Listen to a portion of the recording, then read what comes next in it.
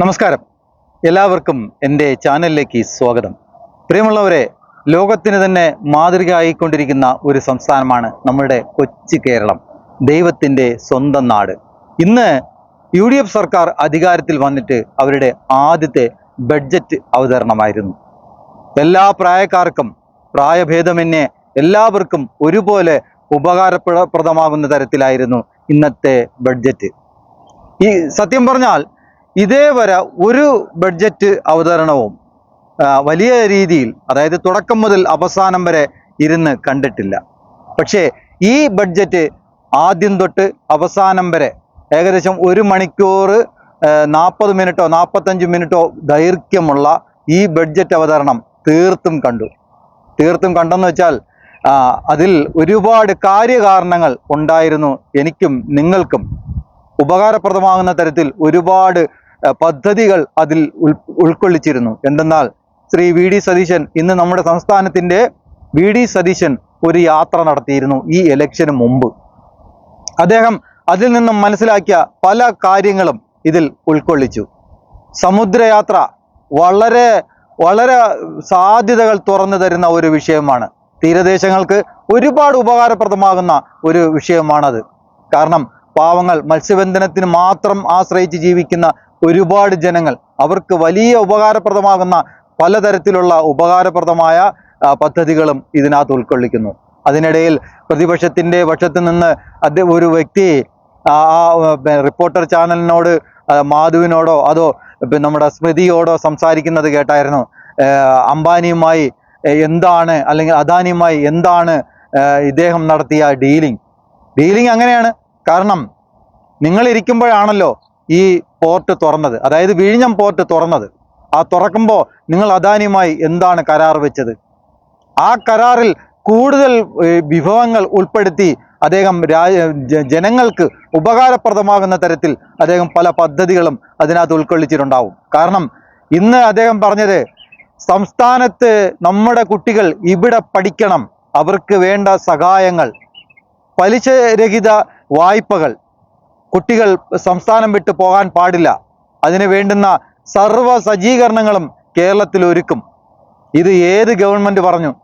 ഇന്ന് അദ്ദേഹം പൂക്കി മുഖ്യമന്ത്രിയാണ്, ശരിയാണ്. യുവാക്കളുടെ ഹരമായി മാറിക്കൊണ്ടിരിക്കുന്നു. യുവാക്കൾക്ക് അദ്ദേഹം ഒരുപാട് ഇഷ്ടപ്പെട്ടവനായി മാറിക്കൊണ്ടിരിക്കുന്നു, പ്രിയപ്പെട്ടവനായി മാറിക്കൊണ്ടിരിക്കുന്നു. ഒരു തർക്കവുമില്ല. UDF സർക്കാർ അധികാരത്തിൽ വരുന്നതിന് മുമ്പ് പ്രഖ്യാപിച്ചിരുന്ന 5 ഗ്യാരണ്ടികളിൽ 1-2 ഗ്യാരണ്ടികൾ അവർ നടപ്പിലാക്കി കഴിഞ്ഞു. മുൻ മുഖ്യമന്ത്രി ശ്രീ ഉമ്മൻചാണ്ടിയുടെ പേരിൽ ഒരു ഇൻഷുറൻസ് പ്രഖ്യാപിച്ചു. രോഗികൾക്ക്, കിടപ്പ് രോഗികൾക്ക്, അത് അവകാശപ്പെട്ട പല തരത്തിലുള്ള പല മനുഷ്യർക്കും അത് വലിയ ഉപകാരപ്രദമാകും. ഒരു സൗജന്യ ചികിത്സയ്ക്ക് വേണ്ടി സർക്കാർ നൽകുന്ന പദ്ധതിയാണ് അത്. ഇന്ദിര ഗ്യാരണ്ടിയിൽ ഉൾപ്പെടുത്തിയാണ് ആ പ്രസ്താവനയും നടത്തിയിരിക്കുന്നത്. അപ്പോൾ അവർ നൽകിയ വാഗ്ദാനങ്ങളിൽ 3 പ്രഖ്യാപിച്ചു കഴിഞ്ഞു. ഇനി വരുന്നത് 1-2 കാര്യങ്ങളാണ്, അതും അവർ പ്രഖ്യാപിക്കും. അപ്പോൾ പറഞ്ഞു, പവർ കട്ട് വന്നിരിക്കുന്നു, ഇന്ദിര ഗ്യാരണ്ടിയിൽ പവർ കട്ട് വന്നിരിക്കുന്നു. ഈ ഇലക്ഷൻ നടക്കുന്നതിന് മുമ്പും, പ്രഖ്യാപനം വരുന്നതിന് മുമ്പും, സർക്കാർ മാറുന്നതിന് മുമ്പും ഇവിടെ പവർ കട്ട് ഉണ്ടായിരുന്നു. അതിനെക്കുറിച്ച് എന്താണ് പറയാത്തത്? പിന്നെ ഇവിടെ നടക്കാൻ പോകുന്നത്, കേരളം അടിമുടി മാറുകയാണ്. സിനിമാ സിറ്റി നമ്മുടെ മുഖ്യമന്ത്രി പ്രഖ്യാപിച്ചു കൊച്ചിയിൽ. ആലോചിക്കണം, ഒരു ചെറിയ കാര്യത്തിന് പോലും ഇനി സിനിമാ പ്രവർത്തകർ എങ്ങോട്ടും അലയേണ്ടതായിട്ടില്ല. അതിന് വേണ്ടുന്ന സർവ്വ സജ്ജീകരണങ്ങളും സർവ്വ സന്നാഹവും നമ്മുടെ കൊച്ചിയിലുണ്ടാകും എന്ന് അദ്ദേഹം പ്രഖ്യാപിച്ചു. നടപ്പിലാകട്ടെ. സിനിമകൾ കൂടുതൽ നമ്മുടെ ഈ കേരളത്തിൽ ചിത്രീകരിക്കണം. അപ്പോൾ അതിൻ്റെ ഒരു ഇൻകം, ഒരു വരുമാനം, അതിനുള്ള മറ്റ് സാങ്കേതിക വിദ്യകൾ, അത് ഒന്നിനും പുറത്തു പോകാൻ പാടില്ല, എല്ലാം ഇവിടെ. പിന്നെ യുവാക്കൾ പഠിച്ച് വെറുതെ ജോലിയില്ലാതെ അങ്ങോട്ടും ഇങ്ങോട്ടും അലയുന്ന യുവാക്കൾ ഇന്ത്യയിൽ ഉടനീളം ഒരുപാട് വർദ്ധിക്കുന്നു. അവർ നമ്മുടെ സംസ്ഥാനം വിട്ടു പോകാൻ പാടില്ല. അവരുടെ കഴിവുകൾ പ്രയോജനപ്പെടുത്തി സംസ്ഥാനത്തിന് വരുമാനമുണ്ടാക്കണം. ശരിയല്ലേ? നമ്മുടെ കുട്ടികൾ പഠിച്ചിറങ്ങിയിട്ട് അവർക്ക് തൊഴിലില്ലാതെ അവർ തെക്കും വടക്കും നടക്കുകയാണ്. ഇതിന് ആരൊരു പരിഹാരം കണ്ടെത്തും? അപ്പോൾ ഒരു പരിഹാരം ഇല്ലാതിരിക്കുമ്പോൾ അവർ നമ്മുടെ രാജ്യം വിട്ട് മറ്റെവിടെയെങ്കിലും പോയി തൊഴിൽ നടത്തി അതിന് കിട്ടുന്ന വരുമാനം കൊണ്ട് തൻ്റെ കുടുംബം പോറ്റാൻ അവർ ശ്രമിക്കും. അല്ലെങ്കിൽ അവരുടെ ലൈഫ് സെറ്റിൽഡ് ആക്കാൻ അവർ ശ്രമിക്കും. പലരും മറ്റ് യൂറോപ്പ് കൺട്രികളിൽ പോയി കഴിഞ്ഞാൽ തിരിച്ചു വരാൻ മടിക്കുന്നു. അതിന് കാരണം എന്താ? ഇതാണ് വിഷയം. നമ്മുടെ നാട്ടിൽ വന്നാൽ തൊഴിലില്ല. അപ്പോൾ അതുപോലെ പലിശ രഹിതമായ രീതിയിൽ 5 ലക്ഷം രൂപ അവർക്ക് കൊടുക്കാമെന്നുള്ള പ്രഖ്യാപനവും അദ്ദേഹം പ്രഖ്യാപിച്ചിരിക്കുന്നു. അത് 1, 2 അതും നടത്തിയിരിക്കുന്നു. അങ്ങനെ ഇരിക്കെ കാർഷിക മേഖലയെ വൻതോതിൽ സഹായിക്കുന്നതിന് വേണ്ടി അദ്ദേഹം മുന്നിട്ടിറങ്ങിയിരിക്കുന്നു. അതിനും ബഡ്ജറ്റിൽ വക മാറ്റി വച്ചിരിക്കുന്നു, തുക മാറ്റി വച്ചിരിക്കുന്നു. മലപ്പുറത്ത് ഒരു സ്റ്റേഡിയം വരാൻ പോകുന്നു ഫുട്ബോളിന് വേണ്ടി. നല്ല കാര്യങ്ങളല്ലേ. പിന്നെ വയനാടിന് വേണ്ടി ഒരു യൂണിവേഴ്സിറ്റി തന്നെ വരുന്നു, സർവകലാശാല. വയനാടിൻ്റെ പ്രകൃതി ഭംഗിയെ ആസ്വദിച്ച് കുട്ടികൾക്ക് പഠിക്കാൻ ഇതാ വരുന്നു. ഒരു വലിയ മാറ്റത്തിൻ്റെ തുടക്കം വയനാടിന് സമ്മാനിച്ചിരിക്കുന്നത് ഒരു വലിയ സർവകലാശാലയാണ്. ആവശ്യമാണ്. കാരണം ഈ വിദ്യാഭ്യാസ സ്ഥാപനങ്ങൾ നമ്മുടെ സംസ്ഥാനത്ത് ഇല്ലാത്തത് കൊണ്ടാണ് വലിയ തുകകൾ കൊടുത്ത് നമ്മുടെ സംസ്ഥാനം വിട്ട് മറ്റ് സ്ഥലങ്ങളിൽ പോയി നമ്മുടെ കുട്ടികൾ പഠിക്കുകയും അതുവഴി അവർ മയക്കുമരുന്നിനും മറ്റു പലതിനും അടിമകളാകുകയും ജീവിതം നശിക്കുകയും പലരും ആത്മഹത്യ ചെയ്യുകയും കുടുംബങ്ങൾ വഴിയാധാരമാകുകയും ചെയ്യുന്നത്.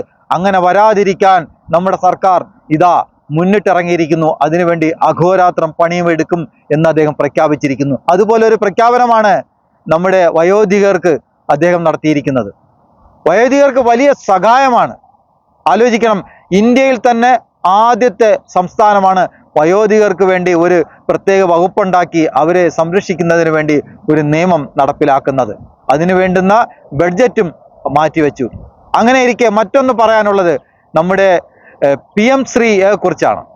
PM ശ്രീയെ കുറിച്ച് പറയുമ്പോൾ ഒന്ന് മനസ്സിലാക്കേണ്ട കാര്യം, ഇപ്പോഴത്തെ പ്രതിപക്ഷ നേതാവ് ശ്രീ ബഹുമാനപ്പെട്ട പിണറായി വിജയൻ സാർ ഈ PM ശ്രീ പദ്ധതി നടപ്പിലാക്കാൻ അദ്ദേഹം നമ്മുടെ പ്രിയപ്പെട്ട പ്രധാനമന്ത്രിയെ കാണാൻ പോയത് ഒരു പ്രതിപക്ഷ നേതാവായിട്ടല്ല. അദ്ദേഹം പോയത് സംസ്ഥാനത്തിൻ്റെ മുഖ്യമന്ത്രിയായിട്ടാണ്. ഈ പദ്ധതി ഇവിടെ നടപ്പിലാക്കണം എന്നിട്ട് ഇപ്പോൾ അതിനെതിരെ സംസാരിക്കുന്നു. അത് നടപ്പിലാക്കാൻ പാടില്ല, ഇത് നടപ്പിലാക്കാൻ പാടില്ല, ജനങ്ങളെ പറ്റിക്കുകയാണ്, ജനങ്ങളെ വഞ്ചിക്കുകയാണെന്ന്. അപ്പോൾ ജനങ്ങളെ വഞ്ചിക്കുകയായിരുന്നു എങ്കിൽ ആരോടും പറയാതെ നിങ്ങൾ എന്തിനാണ് ഇത് അവിടെ ഡൽഹിയിൽ പോയി പ്രധാനമന്ത്രിയെ കണ്ട് നിങ്ങൾ ഇത് ഒപ്പിട്ട് വാങ്ങിയത്? അപ്പോൾ നിങ്ങൾ ഒരു പക്ഷേ മാറിയാൽ നിങ്ങൾക്ക് ഈ അടുത്ത ഗവൺമെന്റിനെ താഴെ ഇറക്കാൻ ഇതൊരു വഴിയാകുമല്ലോ, അല്ലെങ്കിൽ ഞങ്ങൾക്കിത് മുന്നോട്ട് കൊണ്ടുപോകാം എന്നുള്ള പ്രതീക്ഷയോട് കൂടിയിട്ടാണ് നിങ്ങൾ ഇത് ഒപ്പുവെച്ചതെങ്കിൽ അവിടെ നിങ്ങൾ ചതിയിൽ കൂടി നിന്നല്ലേ നിങ്ങൾ ഈ പരിപാടി നേടിയെടുത്തത്. നിങ്ങൾ ഇപ്പോൾ പറയുന്നു അത് ജനങ്ങളെ പറ്റിക്കുന്നതാണ്, ജനങ്ങളെ വഞ്ചിക്കുന്നതാണ്, ജനങ്ങളോട് മാപ്പ് പറയണം. എന്തിനാ മാപ്പ് പറയേണ്ടത്? ഈ ചതിയും വഞ്ചനയും നിങ്ങൾ ഒളിപ്പിച്ചു വെച്ചല്ലേ ഈ PM ശ്രീ പദ്ധതി കേരളത്തിൽ കൊണ്ടുവന്നത്. തമിഴ്നാടിൻ്റെ കിട്ടാനുള്ള വകകൾ തടഞ്ഞു വെച്ചപ്പോൾ അവർ കോടതിയിൽ പോയി നേടിയെടുത്തു. അതുപോലെ പഞ്ചാബിനെ കുടുക്കിയത് ഈ ഒറ്റ പദ്ധതിയുടെ പേരിലാണ്. പഞ്ചാബ് ഈ പദ്ധതിയിൽ നിന്നും പിന്മാറിയപ്പോൾ അവർക്ക് കിട്ടാനുള്ള വകകൾ തടഞ്ഞു വെച്ചു. കേരളത്തിനോടും അത് തന്നെയാണ് നടത്തിക്കൊണ്ടിരുന്നത് നാളിതുവരെയും. അങ്ങനെ പഞ്ചാബിന് തീരെ പൊറുതിമുട്ടി നിവർത്തിയില്ല എന്നുള്ള ഒരു കണ്ടീഷൻ വന്നപ്പോൾ അവർ വീണ്ടും അതിലേക്ക് ചാഞ്ഞു. അങ്ങനെ ആ പദ്ധതി അവിടെ നടപ്പിലാക്കി. ഇത് നല്ല പദ്ധതി തന്നെയാണ്, ഇല്ല എന്ന് പറയുന്നില്ല. നമ്മുടെ കുട്ടികൾക്ക് ഉയർന്ന വിദ്യാഭ്യാസം നേടണം. പക്ഷേ അതൊരു ഔദാര്യമല്ല, ഇത് ആരുടെയും കുടുംബസ്വത്തല്ല, ഇത് ആരുടെയും സ്വന്തമല്ല, ഇത് ആരുടെയും ശമ്പളമല്ല, ഇത് ആരും വെറുതെ കൊടുക്കുന്നതല്ല, പൊതുജനങ്ങളുടെ പൈസയാണ്. ആ പൈസ അതിൽ നിന്നും വരുന്ന ഒരു വരുമാനം എടുത്ത് ഒരു വിഹിതം മാറ്റി അത് രാജ്യത്തെ ജനങ്ങൾക്ക് സേവനം നടത്തുന്നത് ആരുടെ ഔദാര്യമല്ല. ഇത് അവർക്ക് അവകാശപ്പെട്ടതാണ്, തലമുറകൾക്ക് അവകാശപ്പെട്ടതാണ്. വരും തലമുറ ഇത് അനുഭവിക്കേണ്ടത് തന്നെയാണ്. ആരുടെയും സ്വന്തമല്ല, ഒരു മനുഷ്യൻ്റെയും. ഇത് പൊതുജനത്തിൻ്റെ പൈസയിൽ നിന്നും കിട്ടുന്ന ഒരു വിഹിതമാണ്. അത് അവർക്ക് തിരിച്ചു കൊടുക്കുന്നു, അതിനൊരു പദ്ധതി പേര് വയ്ക്കുന്നു. പദ്ധതി പേര് വയ്ക്കുന്നതിൽ തെറ്റില്ല, പക്ഷേ അവരിൽ അടിച്ചേൽപ്പിക്കുന്നതാണ് തെറ്റ്. ഹിന്ദി പഠിക്കണമെന്ന് മുറവിളി കൂട്ടുന്നു. ഹിന്ദി പഠിക്കാം. വർഷങ്ങൾക്ക് മുമ്പേ കേരളത്തിൽ, അതായത് ഞങ്ങളൊക്കെ പഠിക്കുന്ന സമയത്തും ഈ ഹിന്ദി എന്ന് പറയുന്ന സാധനം ഒരു സബ്ജക്റ്റ് കേരളത്തിലുണ്ട്. അത് ഇപ്പോഴും ഉണ്ടെന്നാണ് എൻ്റെ വിശ്വാസം. പക്ഷേ എന്തുകൊണ്ട് കേരളത്തിലെ അല്ലെങ്കിൽ ഇന്ത്യയിലെ ഭാഷയായ മലയാളം, ഇന്ത്യയിൽ ഒരു സംസ്ഥാനമാണല്ലോ കേരളം, ഞങ്ങളുടെ മാതൃഭാഷയാണ്. ഞങ്ങളുടെ മാതൃഭാഷ എന്തുകൊണ്ട് മറ്റ് സംസ്ഥാനങ്ങളിൽ പഠിപ്പിക്കുന്നില്ല? എന്താ അവർക്ക് മലയാളം പഠിക്കാൻ പാടില്ലേ? ഹിന്ദി പഠിക്കണം, ഞങ്ങൾ പഠിക്കണമെങ്കിൽ മറ്റ് സംസ്ഥാനത്തിനുള്ള കുട്ടികൾ ഈ ഹിന്ദി 100% പഠിച്ച് ഇറങ്ങണമെങ്കിൽ അവരെ കൊണ്ട് എന്തുകൊണ്ട് ഈ മലയാളം പഠിപ്പിച്ചുകൂടാ? അവർക്ക് ഇതും ഒരു സബ്ജക്റ്റ് ആക്കി മാറ്റി അവരെ പഠിപ്പിക്കണം. അപ്പോഴാണ് എല്ലാം ഈക്വൽ ആവുന്നത്. അല്ലാതെ അടിച്ചേൽപ്പിക്കലല്ല. കുട്ടികൾക്ക് നല്ല വിദ്യാഭ്യാസം വേണം, ഉയർന്ന വിദ്യാഭ്യാസം വേണം. മറ്റ് ലോകരാജ്യങ്ങളുടെ മുമ്പിൽ ചെല്ലുമ്പോൾ നമ്മളും തല ഉയർന്നു നിൽക്കേണ്ട അത്യാവശ്യകത അതിക്രമിച്ചിരിക്കുന്നു. ഇത് ആവശ്യം തന്നെയാണ്. ഒരു കാരണവശാലും ഇതിൽ മറ്റ് കാര്യങ്ങളില്ല. പറഞ്ഞതുപോലെ ഈ കരിക്കുലത്തിന്റെ വിഷയങ്ങൾ അടിച്ചേൽപ്പിക്കാൻ പാടില്ല. സ്കൂള് തിരഞ്ഞെടുക്കുന്നത് ഇപ്പൊ പറയുന്നു അത് സ്കൂൾ തിരഞ്ഞെടുക്കാൻ സംസ്ഥാനങ്ങൾക്കാണ് അവകാശമെന്ന്. അങ്ങനെയാണെങ്കിൽ നിങ്ങൾ എന്തുകൊണ്ട് നേരത്തെ ഇത് പറഞ്ഞില്ല? അങ്ങനെ ഒരു ഇതില്ല, അങ്ങനെ ഒരു അവകാശമില്ല. അവർ നിർദ്ദേശിക്കുന്ന സ്കൂളിന് മാത്രമേ ഇത് കൊടുക്കാൻ പറ്റൂ. അപ്പൊ എന്തുകൊണ്ട് നിങ്ങൾ അതിനെക്കുറിച്ച് പറഞ്ഞില്ല? ഇപ്പോൾ നിങ്ങൾ പറയുന്നു ഇത് ചതിയാണ്, ഇത് ചതിക്കാൻ വേണ്ടി വോട്ട് കിട്ടാൻ വേണ്ടിയാണെന്ന്. അങ്ങനെയാണെങ്കിൽ ചതി നിങ്ങൾ എന്തിനു ഒപ്പിട്ടത് നിങ്ങളല്ലേ? LDF government. ഈ ഗവൺമെന്റ് LDF ഗവൺമെന്റ് കേരളത്തിൽ നിലനിൽക്കുന്ന സമയത്താണല്ലോ ഈ കാര്യത്തിന് വേണ്ടി ഈ PM ശ്രീ പദ്ധതിക്ക് വേണ്ടി ഒപ്പിട്ടത്. ഇതിൽ നിന്നും ഒപ്പിട്ട് കഴിഞ്ഞാൽ ഒരു സംസ്ഥാനത്തിനും ഒഴിഞ്ഞു മാറാൻ പറ്റില്ല. കാരണം ഇതിന്റെ പൂർണ്ണ രൂപം പൊതുജനങ്ങൾക്ക് അറിയില്ലല്ലോ, ഭരിക്കുന്നവർക്ക് മാത്രമേ അറിയൂ. അല്ലെങ്കിൽ പൊതുജനങ്ങൾ മനസ്സിലാക്കട്ടെ, വെബ്സൈറ്റിൽ പ്രസിദ്ധീകരിക്കൂ, പൊതുജനങ്ങൾ മനസ്സിലാക്കട്ടെ. അല്ല, ഇവിടെ നമുക്ക് ആവശ്യം PM ശ്രീ നടക്കട്ടെ. അത് കുട്ടികളുടെ ഭാവിക്ക് വേണ്ടി, നല്ലതിന് വേണ്ടി നടന്നുകൊണ്ട് പോട്ടെ. ഇനി UDF ഗവൺമെന്റ് വന്നില്ലെങ്കിലും ഇത് LDF ഗവൺമെന്റ് തുടർന്ന് കൊണ്ടുപോകുമായിരുന്നു. കിട്ടാത്തത് കൊണ്ട് കിട്ടാമുന്തിരി അല്ലെങ്കിൽ കിട്ടാക്കനി കയ്ക്കും എന്ന് പറഞ്ഞതുപോലെ ഇപ്പോൾ അധികാരം കിട്ടിയില്ല, അതുകൊണ്ട് അതിനെ കുറ്റം പറയുന്നു. അധികാരത്തിൽ ഇരുന്നപ്പോൾ അതിനെ ന്യായീകരിച്ചു. പഴയ കാലമല്ല. നിങ്ങൾ ന്യായീകരിക്കുന്ന വീഡിയോകൾ ഇന്ന് യൂട്യൂബിലും ഇന്റർനെറ്റിലും സുലഭമാണ്. അതെടുത്ത് അപ്ലോഡ് ചെയ്യാൻ ഒരു പ്രയാസവുമില്ല, നിഷ്പ്രയാസം നടക്കും. അപ്പോൾ ഇവർ വിമർശിച്ചതിനും അതിനും നമുക്ക് ചേർക്കാൻ പറ്റും. പക്ഷേ ജനങ്ങൾക്ക് ബുദ്ധിമുട്ടുണ്ടാക്കാതെ, ജനങ്ങൾക്ക് ദ്രോഹമാകാത്ത രീതിയിൽ ഏത് പദ്ധതിയും നടപ്പിലാക്കാം. ഇവിടെ VD സതീശനെ കൈയടിക്കുകയാണ് പൊതുജനം. കാരണം എല്ലാ പ്രായത്തിലുള്ളവർക്കും, എല്ലാ പ്രായക്കാർക്കും, ഞാൻ നേരത്തെ പറഞ്ഞതുപോലെ പ്രായഭേദമന്യേ എല്ലാവർക്കും സ്വീകാര്യമായ രീതിയിലാണ് ഇന്നത്തെ ബഡ്ജറ്റ് അവതരിപ്പിച്ചത്. ഇത് തീർത്തും കേരളത്തെ മാറ്റുമെന്നുള്ള കാര്യത്തിൽ ഒരു തർക്കവുമില്ല. കേരളം മാറുകയാണ്. കേരളം മാറണം. കേരളത്തെ മാറ്റിയെടുക്കണം. കേരളത്തിന്റെ പുതിയ തലമുറയെ വാർത്തെടുക്കണം. കേരളത്തിലെ യുവജനങ്ങൾക്ക് തൊഴിൽ വേണം, അവർക്ക് വിദ്യാഭ്യാസം വേണം, മികച്ച വിദ്യാഭ്യാസം നേടണം, മികച്ച തൊഴിലുകൾ നേടണം, അവരുടെ കുടുംബങ്ങളെ നോക്കണം, അവരുടെ ലൈഫ് സെറ്റിൽഡ് ആക്കണം. അതിനുവേണ്ടി അവർ മറ്റൊരിടത്തും പോകാൻ പാടില്ല. നമ്മുടെ സ്വന്തം നാടിൽ, നമ്മുടെ സ്വന്തം കൊച്ചു കേരളത്തിൽ പഠിക്കുന്ന കുട്ടികൾ ലോകത്തിന്റെ മറ്റ് ഭാഗങ്ങളിൽ ചെന്ന് അവരുടെ കഴിവുകൾ പണയം വെച്ച് കിട്ടുന്ന വരുമാനം കൊണ്ടുവന്ന് അവരുടെ കുടുംബം നോക്കുന്നത്. ഇനി മുതൽ അങ്ങനെ ഉണ്ടാകരുത്. നമ്മുടെ കുട്ടികൾ നമ്മുടെ സംസ്ഥാനത്ത് പഠിച്ച് നമ്മുടെ ഫാക്ടറികളിൽ അല്ലെങ്കിൽ നമ്മുടെ ഓഫീസുകളിൽ നമ്മുടെ രാജ്യത്തിന് വേണ്ടി വർക്ക് ചെയ്യണം, അധ്വാനിക്കണം. അതിൻ്റെ ഒരു വിഹിതം നമ്മുടെ രാജ്യത്തിന് കിട്ടും. അവരുടെ സേവനം രാജ്യത്തിന് വളരെ അത്യാവശ്യമാണ്. ഇനി മുതൽ തൊഴിലിന് വേണ്ടി നമ്മുടെ കുട്ടികൾ ലോകത്തേക്ക് അലയാൻ പാടില്ല. അതിന് നമ്മുടെ ബഹുമാനപ്പെട്ട മുഖ്യമന്ത്രിക്ക് സാധിക്കും. അതിനുവേണ്ടി ജനങ്ങൾ ഈ മുഖ്യമന്ത്രിയുടെ കൂടെ ഉണ്ടാവും എന്നുള്ള കാര്യത്തിൽ തർക്കമില്ല. കൂടുതൽ പദ്ധതികളുമായി നിങ്ങൾ വീണ്ടും വരണം. കാരണം യുവാക്കൾ നിങ്ങളിലാണ് പ്രതീക്ഷ അർപ്പിച്ചിരിക്കുന്നത്. യുവാക്കൾ ഈ ഒരു ഗവൺമെന്റ് വരുമ്പോൾ സർവ്വതും മാറും എന്ന് പറഞ്ഞത് ചുമ്മാതാകില്ല എന്നുള്ള പ്രതീക്ഷ അവർക്ക് വീണ്ടും കൊടുക്കണം. അവരുടെ പ്രതീക്ഷകൾ മങ്ങലേൽപ്പിക്കരുത്. അവർക്ക് ആവശ്യമുള്ളതെല്ലാം ഈ ഗവൺമെന്റ് നൽകണം. അങ്ങനെയാണെങ്കിൽ വീണ്ടും നിങ്ങൾക്ക് അധികാരത്തിൽ ഇരിക്കാനുള്ള അവസരം യുവജനങ്ങളും പൊതുജനങ്ങളും നിങ്ങൾക്ക് നൽകുമെന്നുള്ള കാര്യത്തിൽ തർക്കമേ ഇല്ല. ഇവിടുത്തെ മാറ്റങ്ങൾ വലിയ അത്യാവശ്യമാണ്. സ്വകാര്യ മേഖലയെ തീർത്തും ഈ മേഖലകളിൽ കൊണ്ടുവരണം. അതായത് സ്വകാര്യ നിക്ഷേപങ്ങൾ കേരളത്തിൽ ഒരുപാട് കൊണ്ടുവരേണ്ടതായിട്ടുണ്ട്.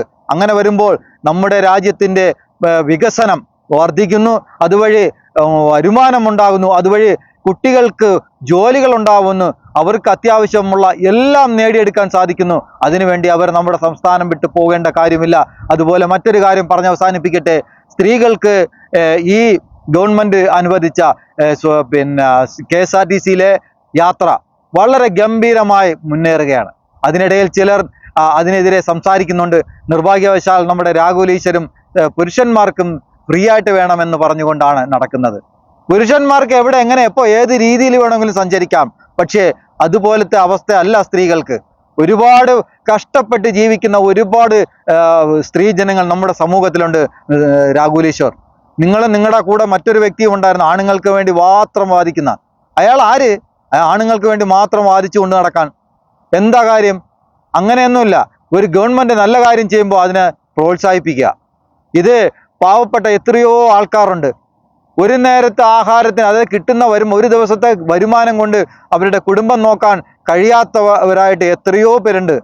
8000 കോടി രൂപ നമ്മളുടെ കേരളത്തിലെ ജനങ്ങളുടെ, അതായത് സ്ത്രീകളുടെ, വീട്ടമ്മമാരുടെ കൈകളിൽ ഭദ്രമായി ഇരിക്കും എന്നാണ് ഗവൺമെന്റ് പറഞ്ഞിരിക്കുന്നത്. തീർച്ചയായും എത്രയോ തന്നെ ആവട്ടെ, ഇനിപ്പോട്ടെ വെറും 10 രൂപയാണ് അവരുടെ കയ്യിൽ ഒരു മിച്ചം വരുന്നതെങ്കിൽ തീർച്ചയായും അവരെ സംബന്ധിച്ചിടത്തോളം അതൊരു സന്തോഷം നിറഞ്ഞ നിമിഷമാണ്. അതിൽ തർക്കമേ ഇല്ല. ഇപ്പോ കണ്ടില്ലേ സ്ത്രീകൾ എത്ര ഹാപ്പിയാണ്. ഇത് ഈ UDF സർക്കാരിന് വോട്ട് ചെയ്തവരും ചെയ്യാത്തവരുമുണ്ട്. ഇന്ന് VD സതീശൻ എന്ന് പറയുന്ന ബഹുമാനപ്പെട്ട മുഖ്യമന്ത്രി ഒരു